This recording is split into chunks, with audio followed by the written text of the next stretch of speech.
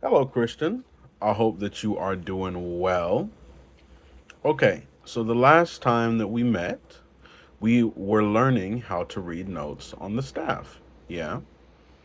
We know that we have what we call our treble clef, which constitutes of our higher sounds, and we have our bass clef, which gives us our lower sounds. That's where we read the left hand side of the piano.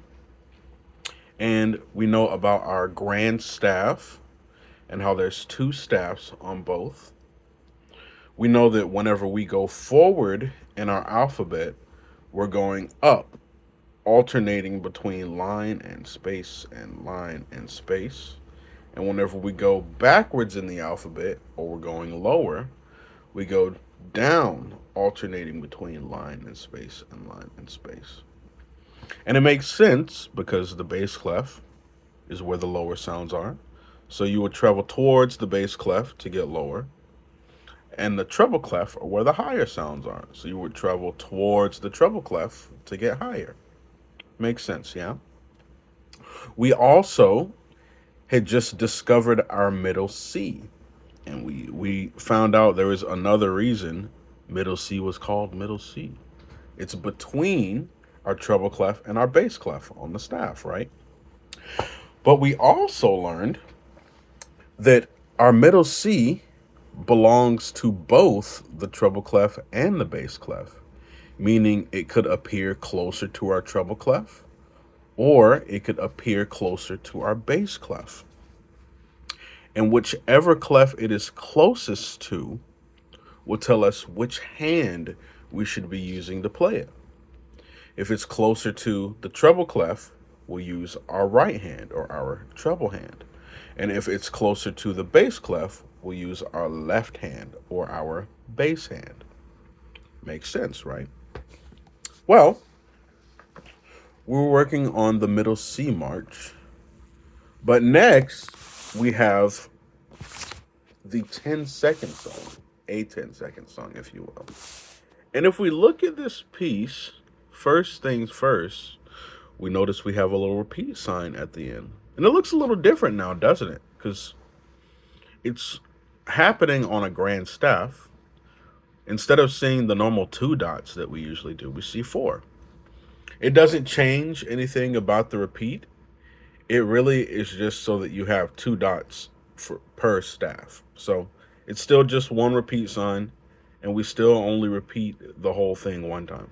Nothing's changed there. But we may notice that there's a new note that we have, our treble G, which, if we look up at the top of our page, shows us that it is on the second line, our line number 2 of the treble clef, second from the bottom. Remember, we count 1, 2, 3, 4, 5 from bottom to top.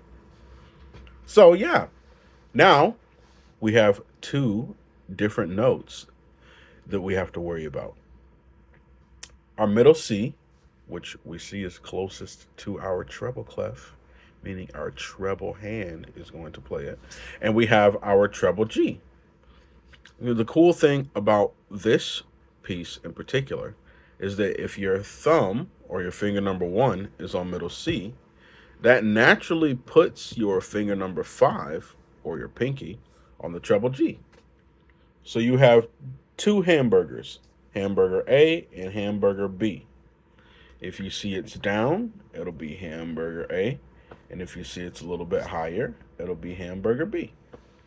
So for this piece, really just go through and clap the rhythm.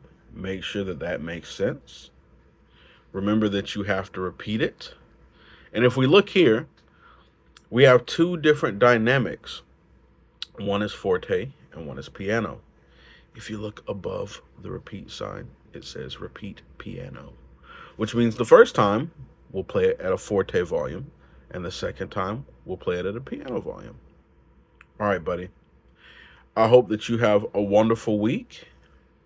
I just want you to work on a 10-second song, and I'm sure we'll be able to get it down to 10 seconds whenever I see you again. Okay, buddy.